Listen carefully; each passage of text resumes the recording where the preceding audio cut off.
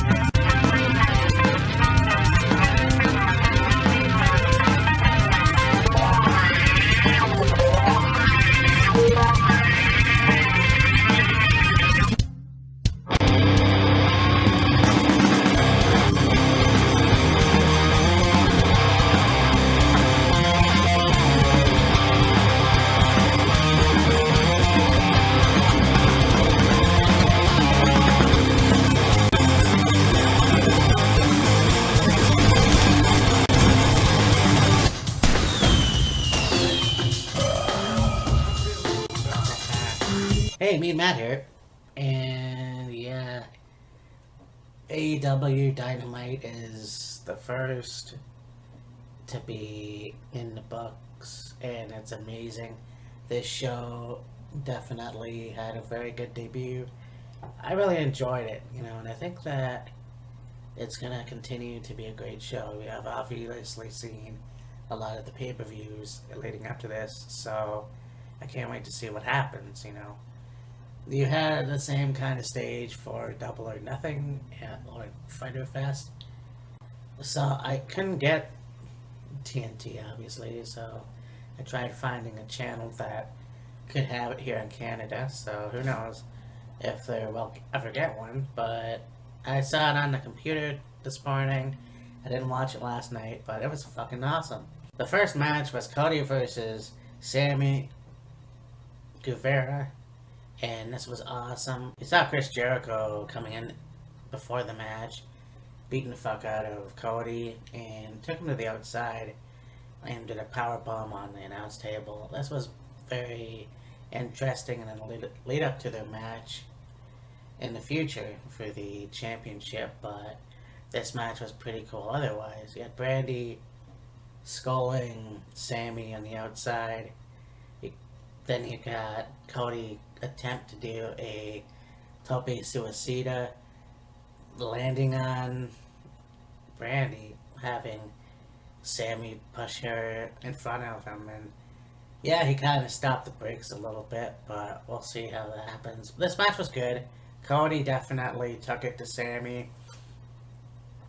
And Sammy did a roll-up, and it was blocked. He attempted a shooting star press, which got countered by Cody, and Cody got the win. This was pretty cool, and I can't wait to see what happens in the future.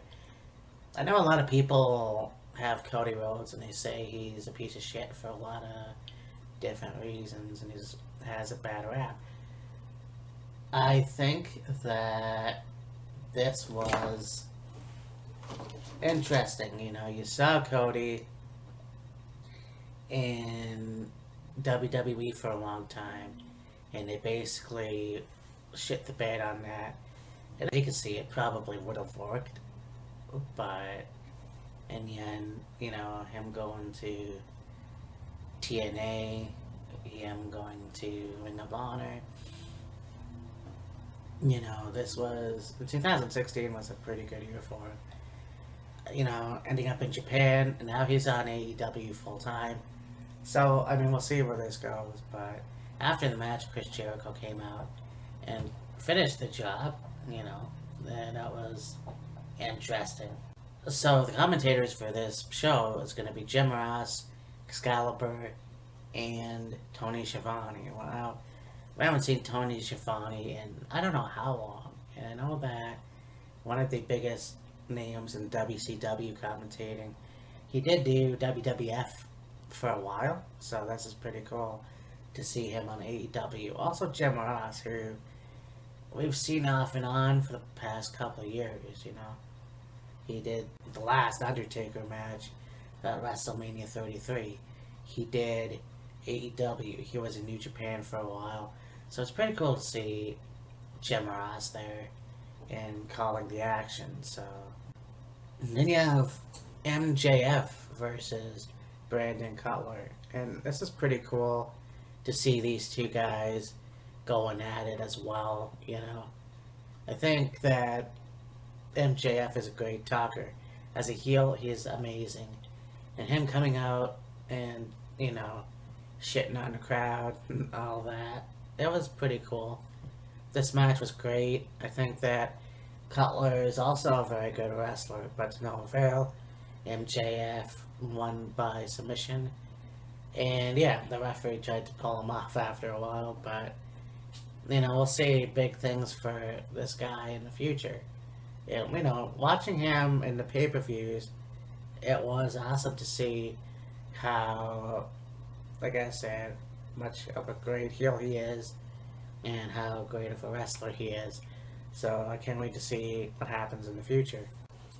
So, next we have a promo cut by, I guess, he's the new commentator or so for AEW, my homeboy Chris Van Fleet, and he's also one of my subscriptions to YouTube. This guy is an amazing interviewer, but I guess he's on AEW now. I'm not quite sure, but he got to interview Jay and Silent Bob or Kevin Smith and Jason Mewes. It just amazes me how this diet that Kevin's on, how skinny he is now. But yeah, I guess they're doing a moving in the future, so I can't wait to see how that works. Also, they were interrupted by the private party, and yeah, that was interesting, I guess. Yeah, it was. You know, I can't wait to see what happens with the private party as well. But it was cool to see Jay and Silent Bob in the front row. Obviously, Pickering native Chris Van Fleet. We've got an interview with SoCal and Sal. You got Kazarian, Daniels, and Scorpio Sky, and they're doing an Obama thing.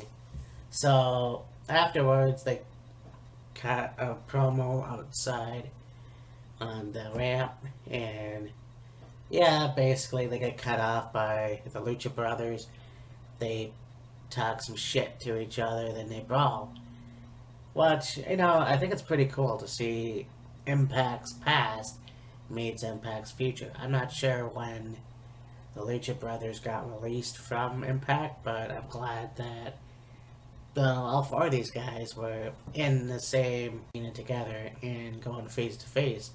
So we'll see what happens in the future, because it's, you know, I really enjoy seeing Daniels and Kazarian, and obviously they're not in Ring of Honor anymore, and so to see the Lucha Brothers in AEW, I think is pretty cool. You got Pac versus Adam Page, and holy shit. Now, it's just, it amazes me how Pac is one of the most aggressive wrestlers in AEW. You have what he did in WWE, and it was like, yeah, he could have done a hell of a lot better. Adam Page, for sure, is very cool as well. You know, I think Adam got his ass kicked in this match. I'm sorry. It was, you know, he did have his shots in there, but I mean, it was interesting. It was just pretty one-sided. I think Adam definitely, yeah, like, well, I've already mentioned that, but, you know, Pac won by submission again. Didn't let go at first, but yeah, I could see some good things for Pac. I'm often wondering if they're gonna have a secondary AEW title in the future. A mid-card title, if you will. We then go to a match for the vacant AEW women's title. You had Britt Baker coming up, and she's doing commentary with JR, Shivani, and Excalibur. So, you have Ryo, who took on Nyla Rose. Now, Nyla definitely dominated the match. I think, yeah, Ryo had a lot of offense as well, but basically, as you would think, Nyla got the upper hand. But it was interesting to see, you know, Ryo get the win. She did. It was just out of nowhere as well. She plaques getting to the 3 count. I thought this was pretty funny. I have no idea why, but I thought it was funny. You have Michael Nakazawa coming in, and I thought, okay, well, at first I didn't know who it was. I should have, because I did mention in my last AEW pay-per-view review, I liked Michael's work in the ring. So he comes in, and it's like, he's talking English, and he's like, and now I'm gonna talk to Ryo here in Japanese. So he starts in, and Nyla blindsides Michael, and pretty fucking interesting, because who knew that was gonna happen? Anyways, she's beating the fuck out of him, and Kenny Omega comes out to make the save. So who knows what that was all about, but it was an interesting end to the match, I guess. You know, the end promo, if you will. So I don't know. I think that this feud is not over. I think Nyla will get the women's championship at some point in the future. I'm not quite sure. But this was a good match. I will say that. You then get the main event. Got Chris Jericho, Santana, and Ortiz. Then they took on Kenny Omega and the Young Bucks, the Elite. You know, they have a lot of history, Kenny Omega and Young Bucks, in Japan and even Ring of Honor. You know, Chris Jericho was also in Japan for a long time. You got Santana and Ortiz, who was just on Impact with Conan. So this was pretty cool. I think, you know, they wanted Kenny and Chris to start the match. That didn't happen, but this was pretty cool. They had a little brawl on the outside, and yeah, it was. Kenny was gonna go and do the Terminator thing, and into the ring came a return John Moxley. Now, I don't think he's the New Japan US champion anymore, so he's all good for AEW. So that's pretty cool. He goes in to the ring, and he fucking goes at Kenny. Now they fight to the backstage, actually the VIP area, and this fucking blew my mind. So he actually did a Dirty Deeds or Double R DDT on a fucking glass coffee table. He spikes Kenny Omega on his head, the glass breaks, so Kenny's basically out.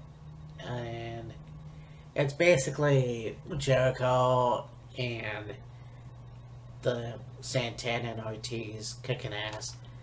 So the match obviously went to them. You know, they were gonna have the Young Bucks try to fight them off. Chris hit a cold breaker to get the match.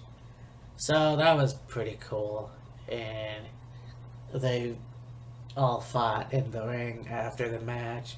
And of course, out comes Jack.